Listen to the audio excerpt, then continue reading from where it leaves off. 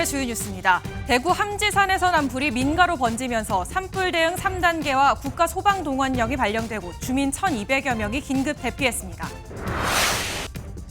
충북 청주의 한 고등학교에서 학생이 흉기 난동을 벌여 교장과 교사, 행인 등 모두 7명이 중경상을 입었습니다.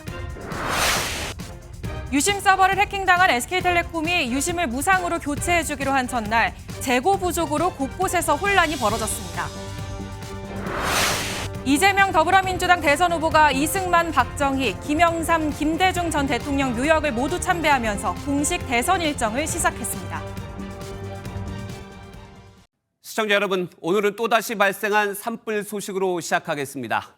오늘 오후 대구 북구 함지산에서 난 불이 민가로 번지면서 주민 대피령이 내려졌습니다. 강한 바람을 타고 산불이 계속 확산하면서 가장 심각한 대응 3단계가 발령된 상태입니다. 취재기자 연결해 보겠습니다. 박상호 기자, 현재 상황부터 전해주시죠.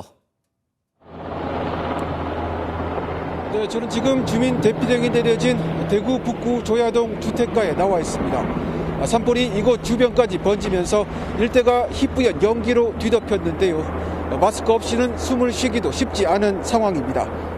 대구 북구 함지산에서 불이 난 건 오늘 오후 2시쯤입니다. 산불이 조야동과 노곡동 일대 민가로 번지면서 주민 1,200여 명이 인근 초등학교로 대피했습니다. 빌라도 타고 뭐 이래가지고 이게 불이 참 꺼질라 하다가 다시 살아나가지 이렇다. 그래가지고 지금 다 뭐 피신하러 가는데 이제 이부자리하고 옷까지만 이제 챙겼어요. 지금 뭐 제일 중요한 게 우리 식구들 안전이니까. 산림당국은 오후 6시 이후 산불 대응 3단계로 상향 조치했는데요. 소방청은 전국 소방력을 처음 동원하는 국가소방동원령까지 발령했습니다. 오후 4시부로 경부고속도로 북대구 나들목 양방향 진출입도 모두 차단된 상태입니다. 현재 산불 영향구역은 57헥타르로 축구장 80개가 넘는 면적입니다. 화선은 6.3km 정도로 추정됩니다. 산에는 순간 최대 풍속이 초속 11m로 강한 바람이 불고 있는데요. 대구 북구청은 산불이 계속 번지자 서변동 일대 주민들도 대피를 공고했습니다. 지금까지 대구 산불 현장에서 MBN 뉴스 박상호입니다. 충청북도 청주의 한 고등학교에서는 학생이 흉기를 휘두르는 사건이 발생했습니다. 교장과 교직원 등 7명이 다쳐 병원으로 옮겨졌습니다. 먼저 김영현 기자가 보도합니다. 충북 청주의 한 고등학교에서 경찰차가 줄줄이 빠져나갑니다. 건물 안에서는 경찰관과 소방대원들이 분주히 움직입니다. 오늘 오전 8시 30분쯤 충북 청주시 오송읍의 한 고등학교에서 2학년 남학생이 흉기 난동을 부렸습니다. 교사로부터 상담을 받던 학생이 소리를 지르며 갑자기 복도로 뛰쳐나왔고 이 소리를 듣고 나온 교장 등 교직원에게 흉기를 휘두른 겁니다. 이 학생의 돌발 행동에 교장과 교직원 3명이 중상을 입었고 가해 학생을 포함한 나머지 3명도 경상을 입었습니다. 이들은 모두 인근 종합병원으로 옮겨져 치료를 받고 있으며 다행히 생명에는 지장이 없는 것으로 알려졌습니다. 흉기 난동 사건이 알려지면서 놀란 학부모들이 학교로 뛰어오기도 했습니다. 저희 아이들 여자 아이들 특수반 아이라고 하니까 자꾸 놀래가지고 다쳤을까 뭐 그런 마음이죠. 범행 직후 가해 학생은 학교에서 200m 정도 떨어진 이 저수지에 뛰어들었다가 출동한 1구 소방대원들에게 구조됐습니다. 사건이 벌어진 건 교무실이 있는 1층 복도였는데 학생들은 모두 교실로 대피해 추가 피해는 발생하지 않았습니다. MBN 뉴스 김영현입니다. 가해 학생의 흉기 난동은 학교 밖까지 이어졌습니다. 두 아이의 유치원을 데려다 주던 남성 운전자가 습격을 당했는데 가해 학생의 가방에서는 모두 4점의 흉기가 발견됐습니다. 이어서 윤지원 기자입니다. 잠시 멈춘 차량 앞으로 검은 옷차림의 남성이 다가옵니다. 10초 정도 시간이 흐른 뒤 같은 남성이 차량 뒤편으로 멀어지는 모습이 블랙박스 후방 카메라에 잡혔습니다. 학교에서 흉기를 휘두른 가해 학생이 학교 밖으로 나와 차량 운전자 얼굴에 흉기를 휘두르고 달아나는 모습입니다. 당시 운전자는 4살과 7살 두 아이를 유치원에 데려가던 길이었습니다. 처음 애들한테 이제 톡톡거리는 거지. 외치지? 그래서 제가 창문을 열었더니 얼굴을 톡 찌르고 그 다음에 이렇게 도망갔어요. 차량을 습격한 가해 학생은 도로를 가로질러 인근 유치원 앞으로 이동한 뒤 이번에는 지나가던 행인을 폭행했습니다. 폭행을 당한 30대 여성은 머리 통증을 호소해 인근 병원으로 옮겨졌습니다. 가해 학생은 지난해까지 특수학급에서 교육을 받다가 상태가 호전돼 올해부터 일반 학급으로 옮겨 수업을 받아왔습니다. 학생의 가방에서는 범행에 사용한 흉기 외에도 3점의 흉기가 더 발견됐습니다. 학생들의 그 안전을 위협하거나 학내 질서를 해칠 수 있다고 의심을 할 만한 그런 합리적인 사유가 있을 경우에 소지품 검사를 할 수 있고, 경찰은 가해 학생을 대상으로 계획범죄 여부 등을 조사할 방침입니다. MBN 뉴스 윤지원입니다. 유심 정보가 유출된 SK텔레콤이 오늘부터 전국 2,600여 개 대리점에서 유심 무료 교체를 시작했습니다. 문제는 SKT가 보유한 유심 재고가 턱없이 부족하다는 겁니다. 시간을 쪼개 대리점을 찾았지만 허탕을 친 경우가 다반사였고 온라인 예약 시스템도 마비되는 등 곳곳에서 혼란이 이어졌습니다. 권용범 기자가 현장 취재했습니다. 이른 아침 SK텔레콤 대리점에 긴 줄이 늘어섰습니다. 유심을 교체하기 위해 대리점 문이 열리기 전부터 사람들이 몰린 겁니다. 짜증나죠, 한마디로 뭐. 전혀 몰랐죠. 해킹이 너무 심하다 보니까 되게 당황스럽고. 교체 대상자만 2,500만 명에 달하지만 SK텔레콤이 보유한 유심은 약 100만 개. 현장에서 번호표까지 등장했지만 당장 유심을 받을 수 있을진 미지수입니다.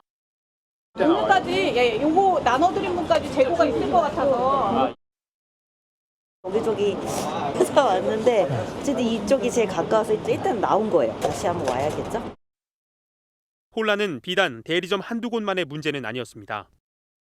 온라인 유심 교체 예약도 한때 대기 인원이 10만 명이 넘어가며 접속 장애를 빚기도 했습니다. SK텔레콤은 유심 교체와 동일한 해킹 피해 예방 효과가 있는 유심 보호 서비스에 먼저 가입해 줄 것을 당부했습니다. 하지만 유심 보호 서비스도 신청 인원이 몰리면서 접속이 지연됐고 특히나 이 서비스에 가입하면 해외 로밍이 불가능해 해외에 나가거나 해외 체류 고객들은 발만 동동 구르는 상황입니다. 해외여행 가는 친구들은 다른 통신사로 이동을 고려해보는 친구들도 있었습니다. SK텔레콤은 다음 달 말까지 500만 개의 유심을 추가 확보할 예정이지만 개인정보가 언제 도용될지 모른다는 불안감 속에 혼란은 이어질 전망입니다. MBN 뉴스 권용범입니다. 앞서 보신 것처럼 유심 교체에 사람들이 몰리는 건 언제 어떤 피해가 일어날지 모르는 불안감 때문입니다. 하지만 이 사태 발생 일주일이 지나도록 이번 사안의 원인도 또 정확한 피해 규모도 밝혀지지 않고 있습니다. 사용자들만 속이 타는데 언제쯤 조사 결과를 알 수 있을까요? 정예린 기자가 취재했습니다. SK텔레콤의 유심 정보가 유출된 지 10여일이 지났지만 아직 정확한 원인과 피해 규모는 오리무중입니다. 누가 어떤 정보를 가져간 것인지 정확한 내용을 알 수가 없어 그만큼 고객 불안도 가중되고 있습니다. 이에 정부가 나서 민관 합동조사단을 꾸렸고 조사는 이제 막 시작됐습니다. 피해를 당한 서버라든지 공격의 루트라든지 이런 부분들에 대해서 포렌식 절차 등을 포함해서 매우 정밀하게 지금 조사를 하고 있습니다. 결과가 나오기까지는 최대 2달이 걸릴 수 있다는 예상도 나와 그때까지 혼란은 불가피할 전망입니다. 추후 사고의 원인과 피해 규모를 비롯해 자세한 조사가 나오는 대로 제가 직접 추가 조치 방안 등을 설명드리는 자리를 다시 한번 갖도록 하겠습니다. SK텔레콤은 유심 보호 서비스 가입을 강조하면서 피해 발생 시 100% 책임지겠다는 입장을 내놨습니다. 하지만 모바일 앱에 익숙치 않은 노년층이나 유심 교체가 어려운 취약 고객에 대한 적극적인 대응책이 마련돼야 한다는 지적도 나옵니다. 택배를 통해 가지고 유심을 배송을 하게 한다든가 아니면 직접 방문해서 1대1로 좀 유심을 교체하는 것까지 좀 고려해서 이런 어려움들을 해결하면 좋겠습니다. 국회에서는 위약금 없이 통신사 변경을 허용하라는 목소리가 나오고 실제 다른 통신사로 옮겨가는 가입자가 늘고 있는 SK텔레콤. 오늘 주가도 6% 이상 급락하는 등 악재가 이어지고 있습니다. MBN 뉴스 정혜린입니다. 정치권 소식으로 이어갑니다. 한덕수 대통령 권한대행의 대선 출마 날짜가 사실상 정해졌습니다. 그런데 경선 중인 국민의힘 지도부가 한대행과 단일화를 추진하는 것으로 알려져 당내 논란이 커졌습니다. 후보를 뽑기도 전에 국민의힘 경선은 이미 2부 리그로 전락했다는 비판까지 나왔습니다. 한대행의 비서실장은 준비를 위해 먼저 사퇴했고 한대행은 5월 1일 사퇴가 유력합니다. 먼저 김세희 기자가 보도합니다.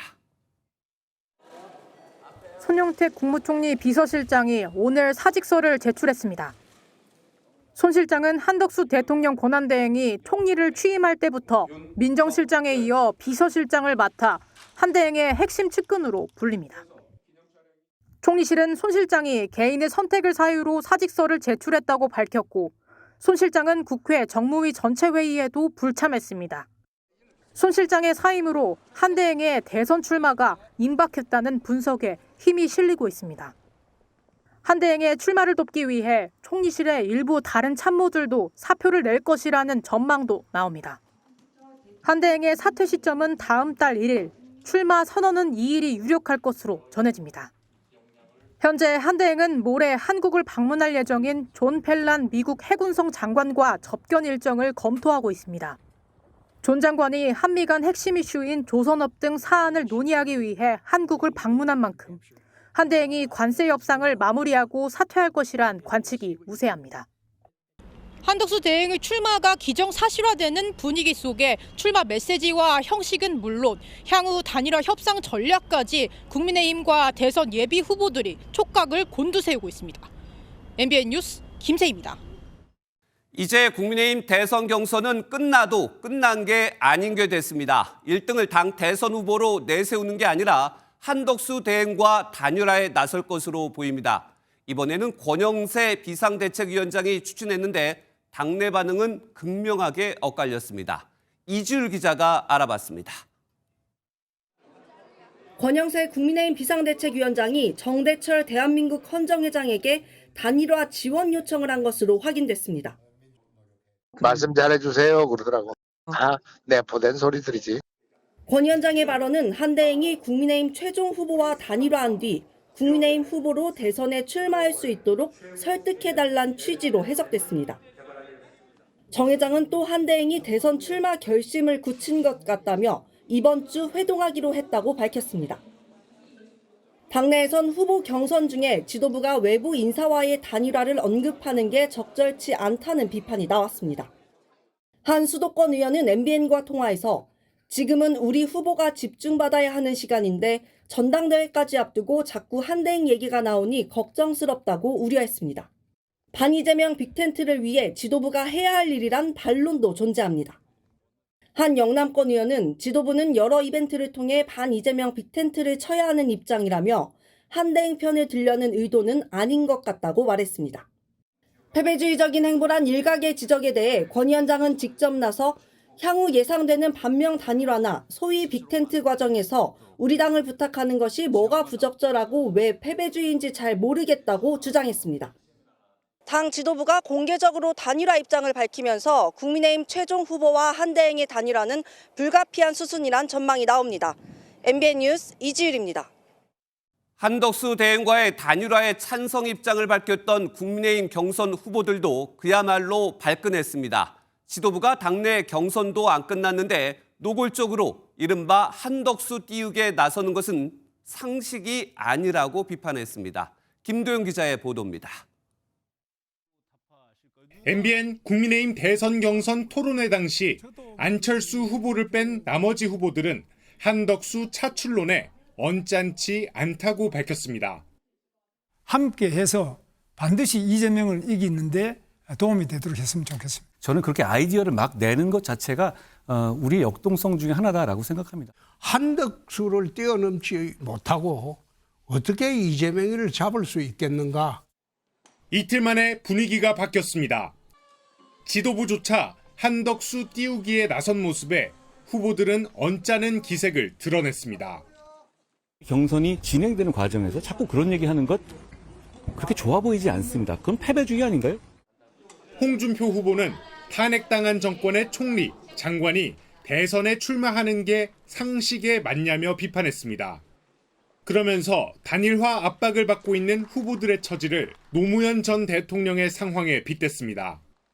2002년 노무현 대선하고 2007년 정동영 대선하고 여러분 검색해서 한번 찾아보십시오. 지금 대선이 당에서는 어떤 식으로 끌고 가고 있는지.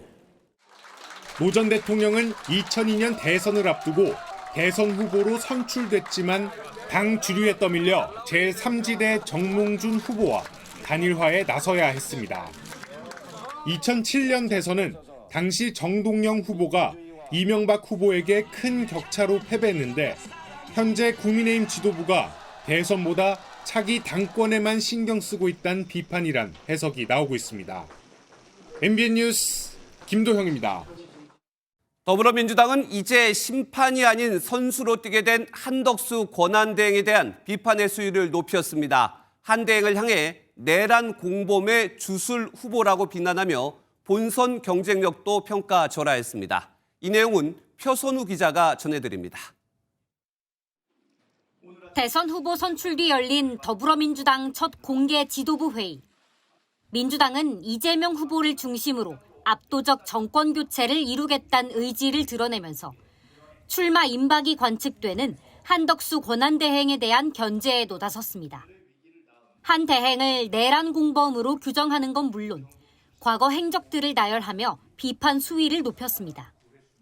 특히 한 대행이 노무현 전 대통령의 총리로 기용되고도 서거 후 참배하지 않은 점과 한 대행 부인의 무속 의혹 등을 꼬집으며 심판받을 수밖에 없는 5가지 이유를 제시하기도 했습니다.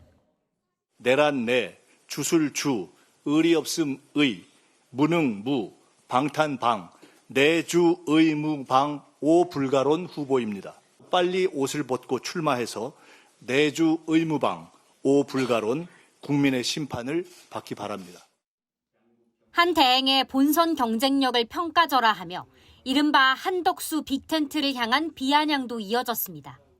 이미 관심이 바뀌다. 지금 관이라 한다고 그래서 뭐 빅텐트? 이재명 텐트로 들어가면 그건 빅텐트지만은 한덕수 텐트는 스몰 텐트입니다. 당내에선 한 대행이 출마하더라도 이재명 후보 대세론에는 큰 영향이 없을 거란 해석도 나오는데 민주당은 한 대행 움직임을 예의주시하면서 내란 프레임으로 견제를 이어갈 것으로 보입니다. MBN 뉴스 표선우입니다. 반 이재명을 기치로 내세운 빅텐트의 합류 가능성이 거론된 또 다른 대선 후보도 출사표를 던졌습니다. 바로 이낙연 전 총리로 한덕수 권한대행과의 연대 가능성도 열어놨습니다. 이승민 기자의 보도입니다. 지난 총선 과정에서 탈당한 이낙연 전 총리는 이재명 1극 체제를 비판해왔습니다. 거대 양당이 싸우는 극단의 정치를 끝내야 한다고 강조해왔는데 오늘 대선 출마를 공식화했습니다. 이 전 총리는 MBN에 이대로 가면 대한민국에 큰 불행이 올 것이라며 출마를 위한 실무에 착수했다고 밝혔습니다. 한쪽은 계엄과 탄핵에 대한 입장도 제대로 정리하지 못하고 있고요. 또 한쪽은 범죄를 지금 두둔하고 비호하면서 가고 있잖아요. 이 전 총리의 대선 행보는 개헌에 방점을 두고 있습니다. 제왕적 대통령제와 거대 양당 구조를 개편해 권력 분산을 이뤄야 한다는 겁니다. 국가 과제를 해결하는 데 뜻을 같이 한다면 누구와도 협력할 수 있다면서 한덕수 권한대행과의 단일화 가능성도 열어뒀습니다. 위기 극복, 정치개혁, 사회통합의 뜻을 같이 하는 세력이라면 함께할 수 있다. 그러나 아무나 손잡지는 않겠다. 그 원칙은 지금도 견지하고 있고요. 다만 아직 한 대행 측과 직접적으로 소통한 적은 없다고 덧붙였습니다. 국민의힘과의 빅텐트론에 대해선 아무나 손잡는 건 아니라면서 국가 과제 해결에 어떤 생각을 가졌는지 살펴봐야 한다고 설명했습니다. 민주당과의 연대 가능성에는 명확히 선을 그었습니다. 이낙연 전 총리의 출마가 조기 대선에서 반 이재명 빅텐트에 힘을 실을 수 있을지 주목됩니다. MBN 뉴스 이승민입니다. 그렇다면 지금부터는 사실상 기정사실화된 한덕수 대통령 권한대행의 대권 도전 시나리오를 들여다보겠습니다. 국회팀 최동희 기자와 뉴스 추적 시작합니다. 최 기자, 한덕수 대행 이번 주 사퇴하고 출마할 것으로 보이는데 그 전에 일정들이 출마를 위한 일정들이다. 이런 얘기가 나와요, 벌써부터. 네, 제가 이번 주 일정을 정리해봤는데요. 네. 내일 일단 국무회의가 예정돼 있고 모레는 미 해군성 장관 접견을 검토하고 있습니다. 3일은 국민의힘 전당대회, 이튿날은 공직자 사퇴 시한입니다.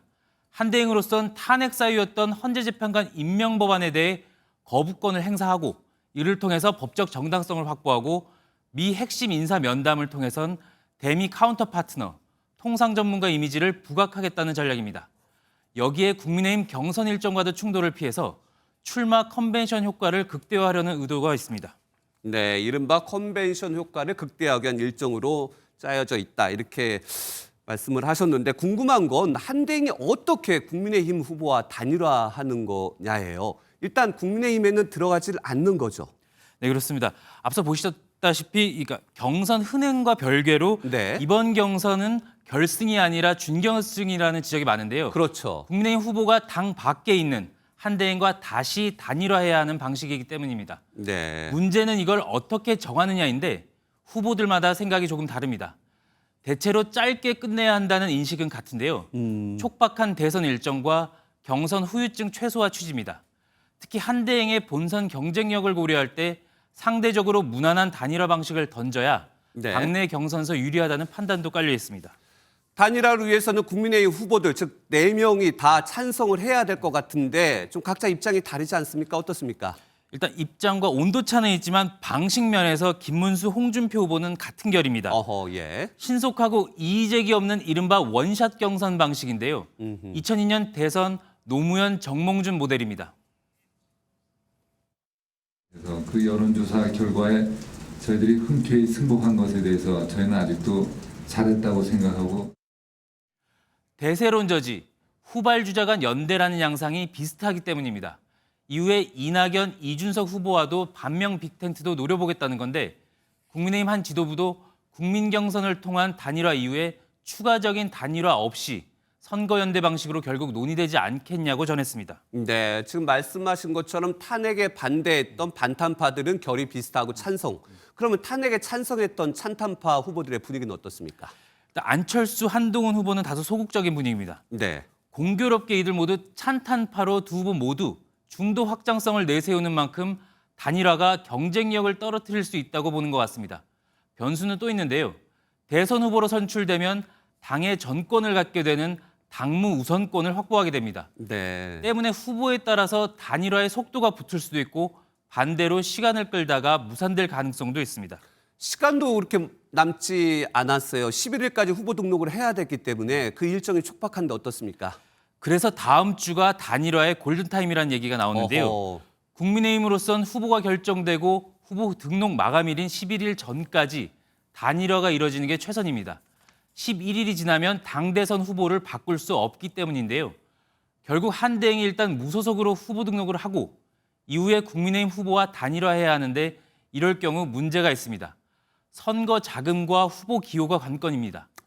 단일화 전까지 무소속 후보에게 당의 선거 자금을 쓸 수 없는 데다 후보 기호도 뒷번호로 밀릴 수 있기 때문입니다. 네. 국민의힘이나 탄대행 모두 단일화 시기를 앞당겨야 하는 이유가 여기에 있습니다.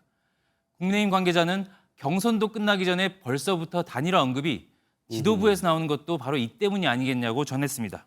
그러니까 후보의 번호와 그다음에 돈 문제, 여러 가지 문제 때문에 좀 시간이 촉박하다. 그래서 지도부가 나섰다. 이런 얘기인 것 같습니다. 오늘 얘기 잘 들었습니다. 고맙습니다. 네, 이처럼 진행 중인 국민의힘 대선 2차 경선 결과는 내일 나옵니다. 결승행으로 가기 위해 후보들은 이재명을 박살낼 후보는 자신이라며 당심을 공략했습니다. 이 내용은 정태진 기자입니다. 당심 50%, 민심 50%가 반영되는 2차 경선 여론조사 마감을 앞두고 후보들은 막판 이재명 민주당 후보 때리기에 총력을 다했습니다. 김문수 후보는 이재명이 히틀러보다 더 강하다며 이재명 후보를 비판했습니다. 민주당의 89.77의 의미, 이거 우리 찢지 못하면 대한민국 민주주의 없습니다. 저는 이 가면을 찢고 싶어요. 한동훈 후보는 이재명을 박살낼 유일한 후보는 나라며 당심 구애에 나섰습니다. 저는 국민의힘에서 승리할 것이고 승리할 자신이 있습니다. 제가 이길 수 있습니다. 홍준표 후보는 중범죄자가 나라를 통치하게 될 수 없다며 지지를 호소했습니다. 내가 후보가 되지 않더라도 상관없다. 중범죄자가 나라를 다스리는 일은 없어야 한다. 안철수 후보는 이재명이 대통령이 되면 북한식 조선민주주의가 실현될 것이라고 비판 수위를 최고조로 끌어올렸습니다. 국회의 모든 권한을 가진 사람이 대통령까지 된다면 정말 북한보다도 더 심한 그런 나라가 될까 봐 저는 그걸 막으려고 하는 겁니다. 오늘 발표된 여론조사 결과 국민의힘 경선 룰에 가까운 지지층과 무당층에선 김문수 후보가 32.7%, 한동훈 후보가 23%로 이강 양상을 보이고 있습니다. 국민의힘은 결승행에 오를 2명을 내일 오후 2시 발표합니다. 과반 득표자가 없으면 토요일인 다음 달 3일 전당대회에서 1, 2주자 중 최종 후보를 선출합니다. MBN 뉴스 정태진입니다. 이재명 더불어민주당 대선 후보는 첫 일정으로 국립서울현충원을 찾아 이승만, 박정희 두 전직 대통령 묘소에 참배했습니다. 지나간 이야기, 이념과 진영은 잠시 미뤄두는 게 어떻겠냐며 통합을 강조했습니다. 이교욱 기자가 보도합니다. 이재명 더불어민주당 대선 후보가 경선 승리 후 첫 일정으로 국립서울현충원을 참배했습니다. 민주당에서 늘 논쟁거리였던 이승만, 박정희 두 전직 대통령 참배를 했는데 김대중, 김영삼 전 대통령 묘역에보다 먼저가 통합이 우선이란 메시지를 던졌습니다. 가급적이면 지나간 이야기, 또 이념, 진영 이런 것들은 잠깐 곁으로 미뤄두면 어떨까 그런 생각을 해봤습니다. 이 후보는 대선 경선 후보 시절에는 이승만, 박정희 전 대통령 참배를 거부했고 3년 전에는 후보가 된 뒤 4개월이 지나 묘역을 찾았습니다. 공은 길이고 과는 질책하되 역사의 한 부분으로 기억하는 것은 분명하다. 이 후보 측 관계자는 민주당 후보가 아닌 국민의 후보로 통합하겠다는 후보 수락 연설 약속을 첫날 행보로 지킨 것이라고 설명했습니다. 이 후보는 김대중, 김종필 연합으로 탄생한 김대중 정부의 국무총리를 지낸 고 박태준 포스코 명예회장 묘소도 찾아 통합에 재차 방점을 찍었습니다. 이후 SK하이닉스 이천 공장을 찾아 반도체와 AI 등 첨단 산업 생태계 육성 방안을 논의하며 실용 노선을 다시 한번 강조했습니다. 앞으로 첨단 기술 산업에 대한 우리 경제의 비중도 매우 커질 것이어서 차기 정부의 주요 과제가 되지 않을까 생각이 됩니다. 이재명 후보는 경선 승리 후 1호 공약으로 세계 1등 반도체 국가를 만들겠다며 반도체 기업에 대한 세제 혜택 등 잘사니즘 청사진을 구체화했습니다. MBN 뉴스 이교욱입니다.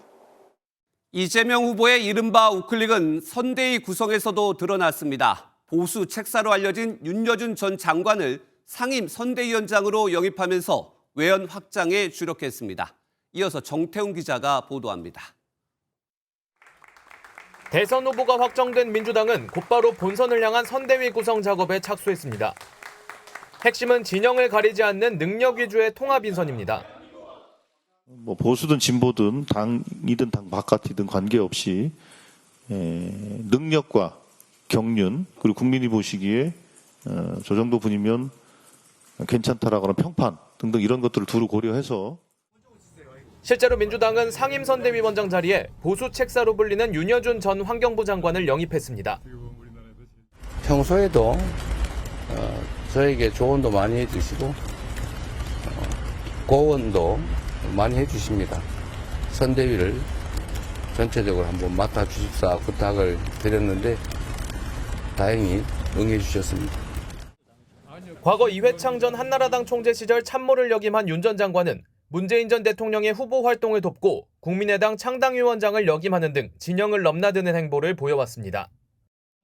민주당은 함께 경선을 완주한 김경수 전 경남도지사의 역할도 암시했는데 김 전 지사 측도 MBN의 역할은 하게 될 것이라며 긍정적 반응을 보였습니다.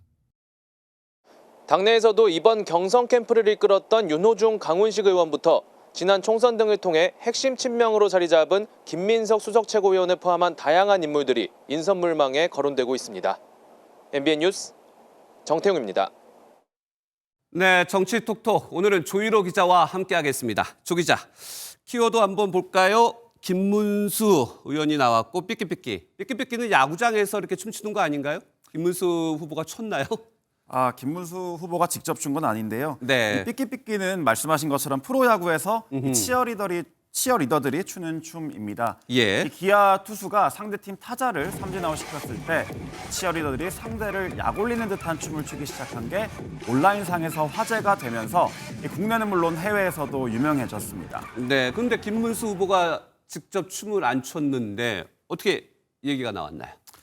그제 저희 MBN에서 열린 국민의힘 경선 사자토론회 네. 사전 인터뷰 때 각 후보들에게 저희가 어울리는 선물을 줬는데요.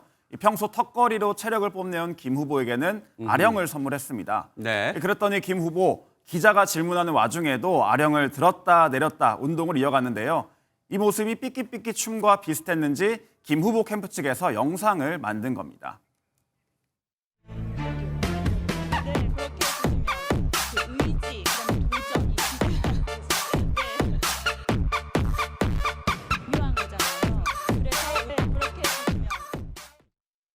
네, 아령을 드는 모습이 옆에서 보니까 삐끼삐끼 춤하고 조금 비슷했어요. 다음 키워드도 보실까요? 달라진 경우. 이재명 후보 같은데요?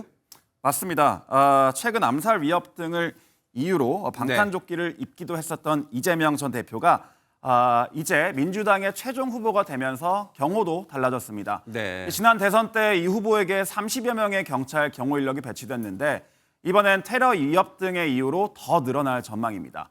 실제로 오늘 이 대표가 박정희 전 대통령 묘역 참배를 할 때 한 남성이 서한을 전달하겠다며 접근해 현장 경찰 경호관들이 남성을 분리하기도 했습니다. 대선 당일에는 최고 경계태세인 가포 비상을 발령할 방침입니다. 네, 다음 키워드도 한번 보겠습니다. 정성호 의원 사진에 정성호가 아니네. 어떤 얘기입니까? 최근 한동훈 후보가 한 네. 예능의 편의점 아르바이트 지원자 컨셉으로 출연을 했는데요. 개그맨 정성호 씨가 손님 역할을 맡으면서 법무부 장관 시절의 한 후보의 특유의 화법을 따라했습니다. 네. 예를 들면 한 후보가 데워드릴까요? 라고 물어보면 정 씨가 제가 이걸 살 거라는 걸 어떻게 아시죠? 라고 되묻는 식입니다. 어허. 출연 이후 SNS에서 한 후보는 내가 저러는구나, 거울 치료, 반성 등의 반응을 보였는데 여기서 개그맨 정성호 씨를 태그한다는 게 민주당의 친명 좌장이죠. 정성호 의원을 태그한 겁니다. 이름이 같아서 헛갈린 것 같은데 그런데 진짜 정성호 의원이 반응을 보였다고요? 그렇습니다. 정 의원은 저도 SNL 재밌게 시청했지만 저는 그 정성호가 아니다라며 선거운동에 참고하시라고 답했는데요.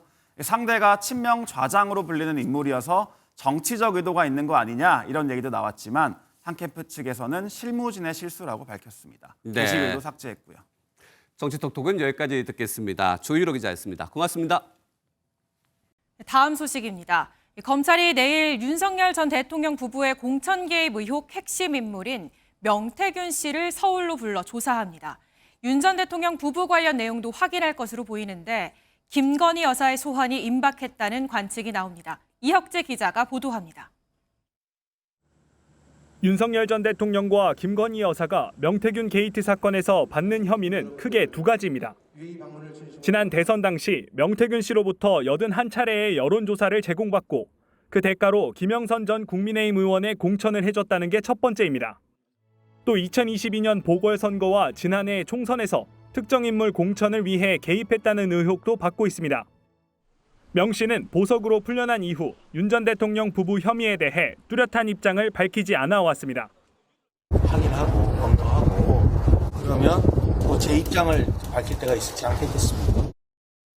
최근 검찰은 김태우 전 강서구청장, 김상민 전 검사 등 특히 김 여사의 공천 개입 의혹이 제기된 인물들을 집중적으로 불러 조사를 벌였습니다.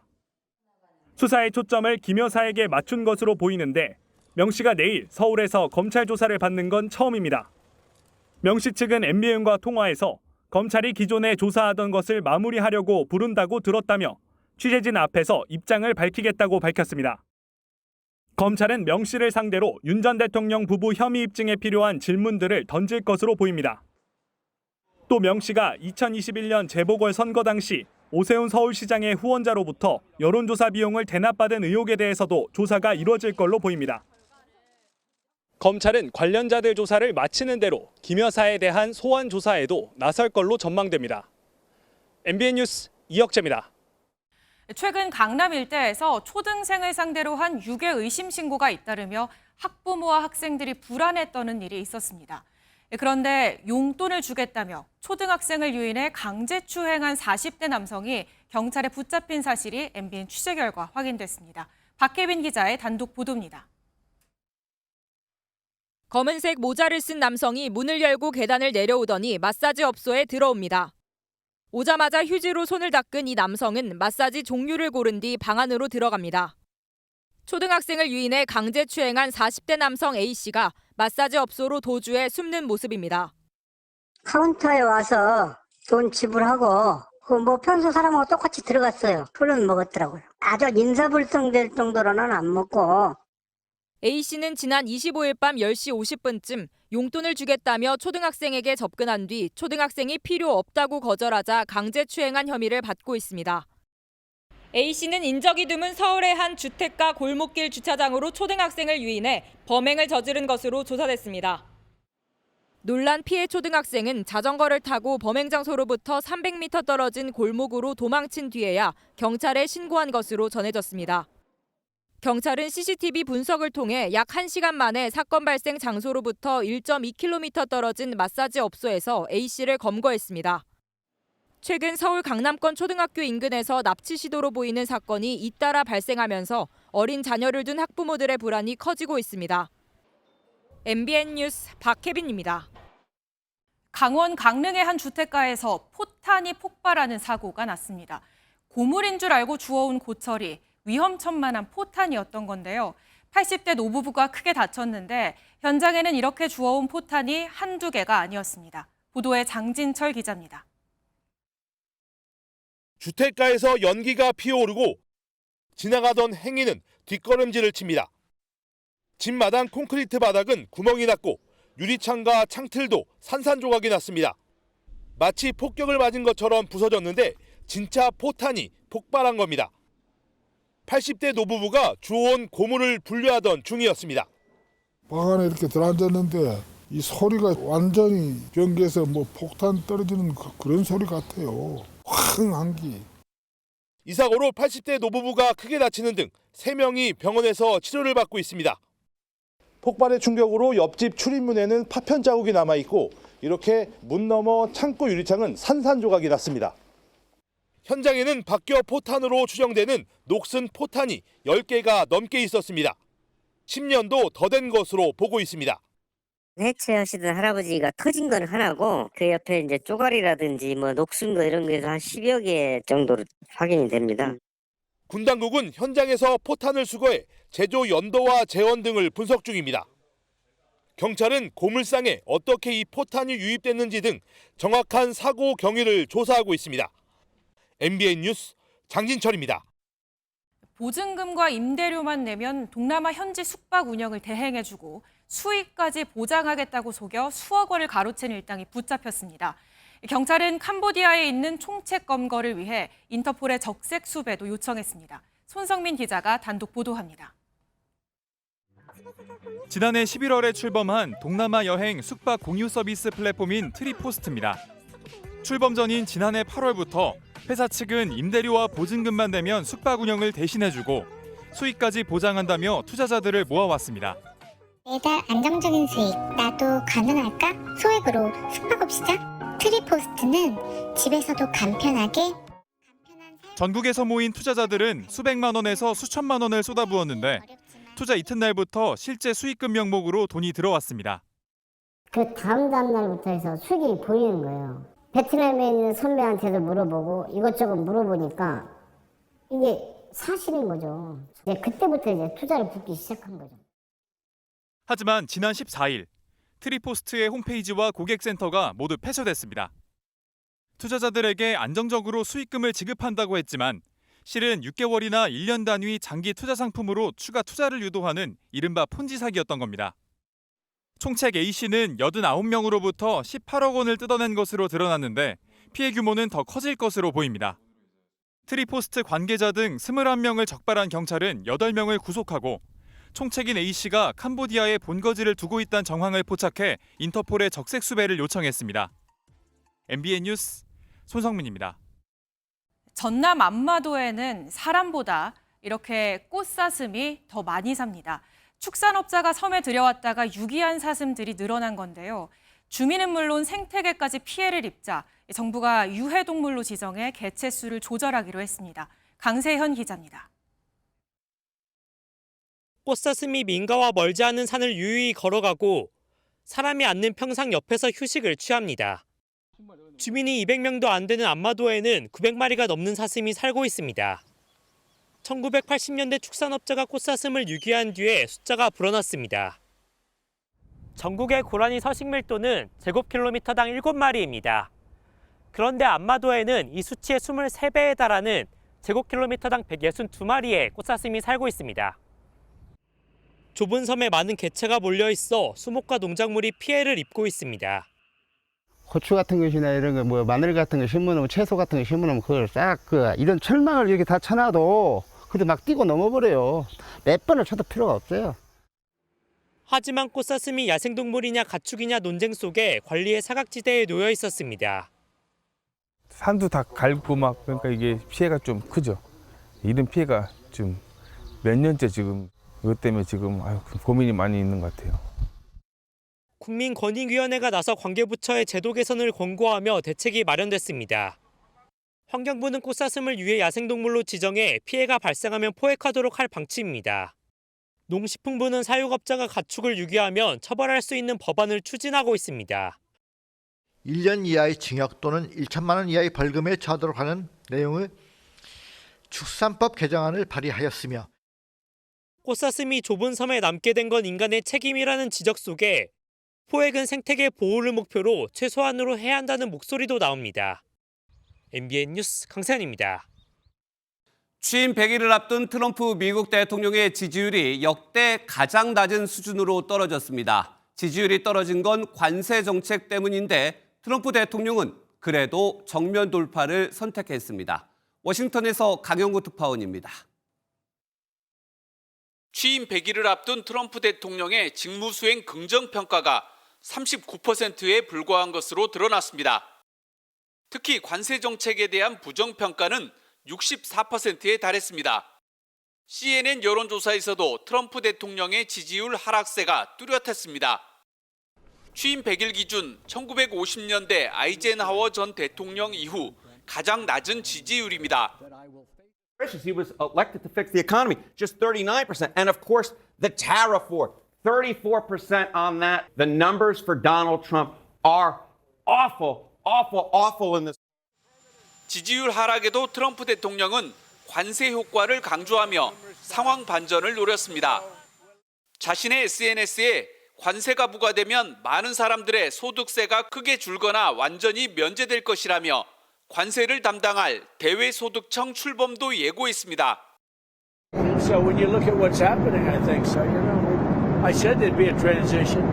People haven't understood it. Now they're starting to understand. 하지만 국제통화기금 IMF는 트럼프 정부의 관세 조치로 인해 올해 세계 경제 규모가 1.5%, 우리 돈 약 2,400조 원 이상 줄어들 것으로 내다봤습니다. 관세 전쟁으로 인한 물가 상승은 결국 소비자 피해로 전가될 것이라는 분석입니다.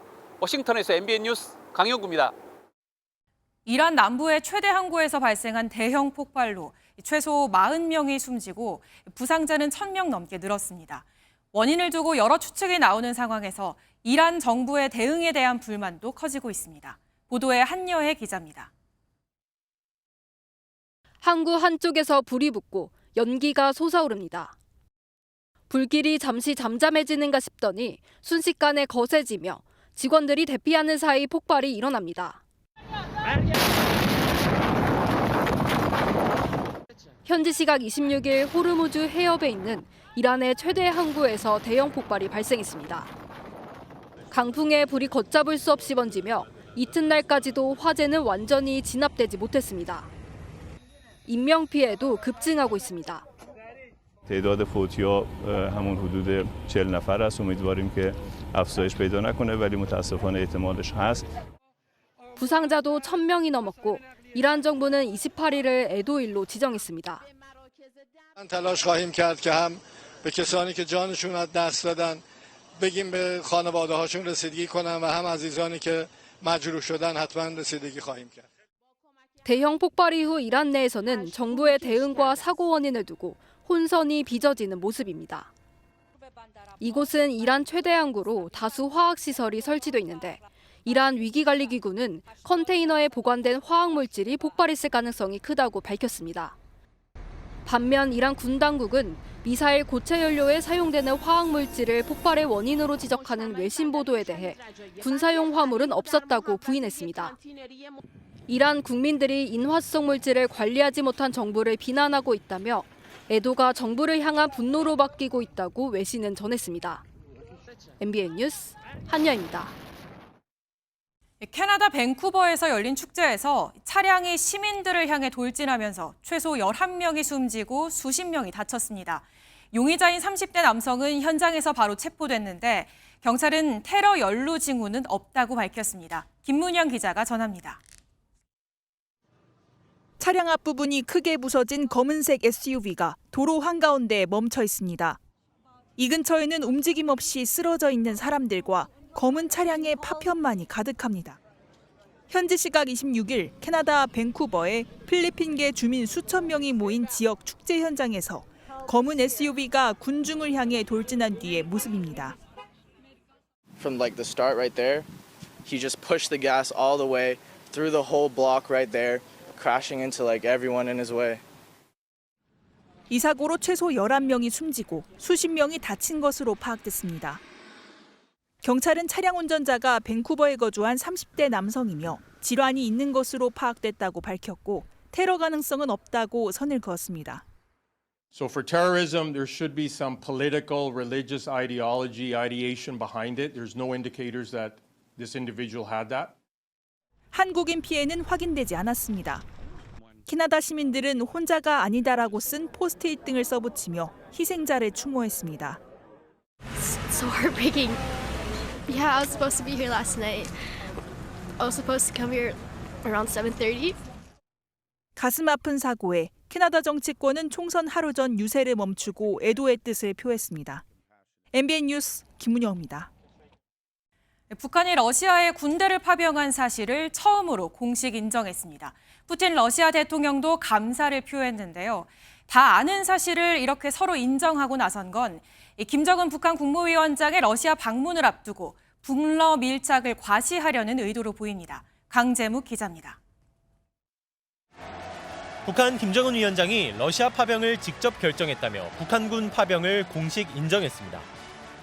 조약이 제4조 발동에 해당된다는 분석과 판단에 근거하여 우리 무력의 참전을 결정하고 러시아 측에 통보하시었으며 유사시 자동군사 개입 조항이 들어간 북러 조약 제4조에 의거한 결정이라는 설명입니다.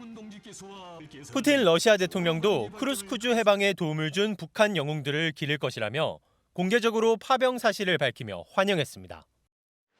이와 관련해 우리 정부는 중대한 도발이라며 규탄의 메시지를 내놨습니다. 북한군 파병이 국제 규범을 어긴 불법적인 행위이고 반인권적이고 비윤리적인. 미 국무부는 일단 북한의 러시아 파병과 러시아의 대가성 지원이 모두 중단돼야 한다는 입장을 냈습니다. 다만 미국으로선 북미회담을 위한 준비까지 한다는 이야기도 나오는 와중에 북러 밀착이 공식화하는 것이 불편할 수밖에 없습니다.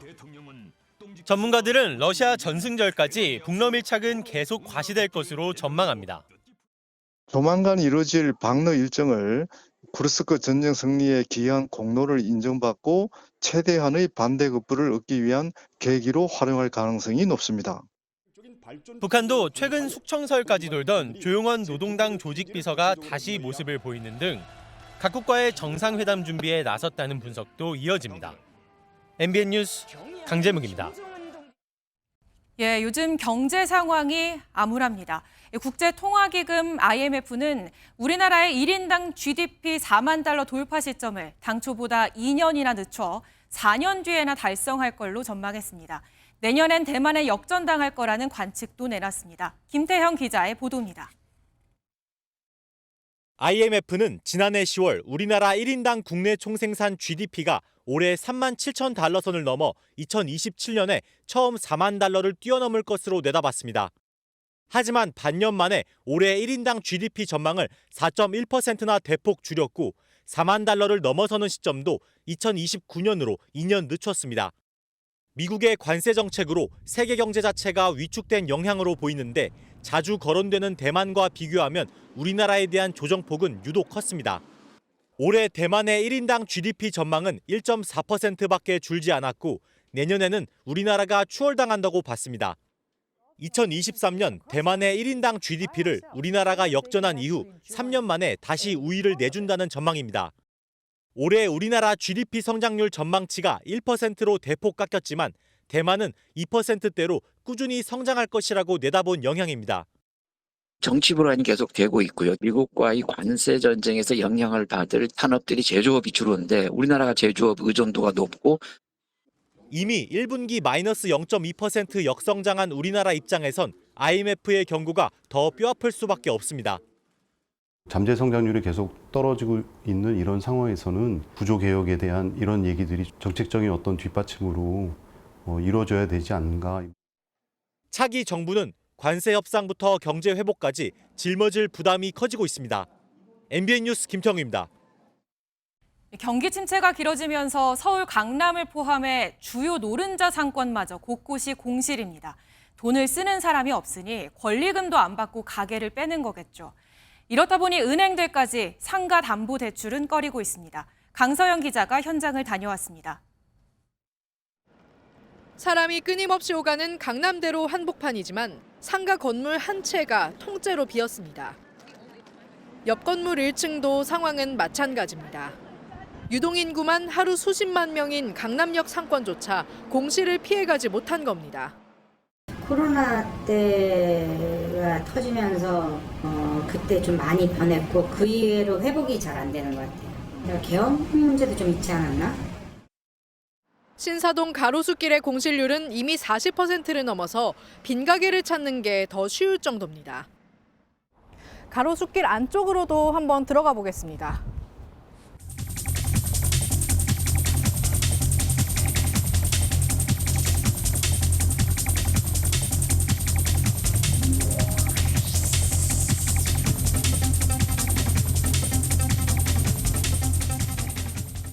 보신 것처럼 상황은 더 심각한데 아예 골목 자체가 공실인 상태입니다. 실제 중대형 상가는 이미 공실률이 13%를 넘어선 가운데 유형을 가리지 않고 빈 상가는 계속 늘고 있습니다. 연체 위험이 커지자 시중은행들도 임대용 부동산 대출을 조이기 시작했습니다. 4대 시중은행의 상가 담보대출 잔액은 올해 1분기 188조 원으로 2015년 통계 집계 이래 처음 감소세로 돌아섰습니다. 임대인들마저도 새로운 대출로 연장을 해야 될 때 연장 갈아타기가 안 되거나 더 나쁜 조건으로 갈아타야 된다거나 이런 현상 때문에 더 나빠진 환경들을 만들 수 있죠. 경기 침체에 돈줄까지 막히면서 거래 부진 속 공실이 더 늘어나는 악순환이 반복될 거란 비관적인 전망이 나옵니다. MBN 뉴스 강서영입니다. 조직에서 팀원 한 명의 몫을 해내는 인공지능을 AI 에이전트라고 합니다. 직장에서 이런 AI 동료와 함께 일하고 또 AI 팀원들을 관리하며 일하는 그야말로 AI가 동료이자 팀원인 시대가 성큼 다가오고 있습니다. 민지숙 기자가 취재했습니다. 한 스타트업 기업이 개발한 숏폼 제작 AI입니다. 동영상 파일을 넣으면 AI가 순식간에 여러 개의 숏폼을 제작하는데 사람이 작업할 때보다 5배 이상 속도가 빨라 제작비를 크게 줄일 수 있습니다. 다양한 SNS 플랫폼의 규격에 맞춰 디자인을 자동으로 수정해주는 AI도 있습니다. 모두 팀에서 사람 한 명의 몫을 해내는 AI 에이전트입니다. 나만을 위한 맞춤형 인턴이 한 명 옆에 붙어서 같이 업무를 하는 것 같다라고 말씀을 많이 해주세요. 이처럼 AI가 한 명의 직원처럼 근무하고 인간 관리자가 여러 명의 AI 직원들을 평가하고 관리하는 기업들이 늘고 있습니다. 마이크로소프트는 이렇게 인간과 AI가 한 팀으로 일하는 프론티어 기업에 주목하고 있습니다. 단순 업무를 보조하는 단계가 아니라 AI가 팀원으로서 자신의 업무를 주도적으로 수행하게 될 거라 전망했습니다. 실제 글로벌 기업의 관리자 28%는 인간과 AI로 구성된 하이브리드 팀을 이끌 담당자를 채용할 계획이라고 밝혔습니다. 실제 사람과 이런 에이전트의 역할, 관계를 어떻게 정의할 건지 이런 부분에 대한 리더십이 굉장히 중요합니다. 그래서 AI 직원이 등장함에 따라 팀원의 역할을 넘어 앞으로 조직을 관리하는 리더의 역할까지도 수행할 것이란 전망이 나옵니다. MBN 뉴스 민지숙입니다. 연일 맑은 날씨가 이어지면서 대기가 바짝 메말라가고 있습니다. 전국 대부분 지역으로 건조특보가 확대됐고요. 강원 영동과 경북, 충북 곳곳에는 가장 높은 단계인 건조경보가 발효 중입니다. 여기에 전국의 산불 위기경보 경계 단계가 유지 중이고요. 내일 오후부터는 서해안과 강원 산지를 중심으로 바람이 강하게 불겠습니다. 산불 조심하셔야겠습니다. 특히 모레는 서울의 낮 기온이 25도까지 오르는 등 고온 현상이 나타나면서 산불 위험의 최대 고비가 되겠고요. 이후 글피인 목요일에는 전국에 비가 내리면서 대기의 건조함을 달래줄 것으로 보입니다. 내일도 전국이 맑은 가운데 낮 동안 자외선이 강하겠고요. 공기는 깨끗하겠습니다. 내일도 아침 기온은 한 자릿수로 내려가면서 쌀쌀하겠습니다. 하지만 낮에는 서울과 강릉 20도, 광주 22도, 대구는 24도까지 올라 일교차가 크겠습니다. 비는 목요일 오전에 서쪽 지역부터 시작돼 오후에는 전국으로 확대되겠고요. 금요일 새벽에 대부분 그치겠습니다. 날씨였습니다.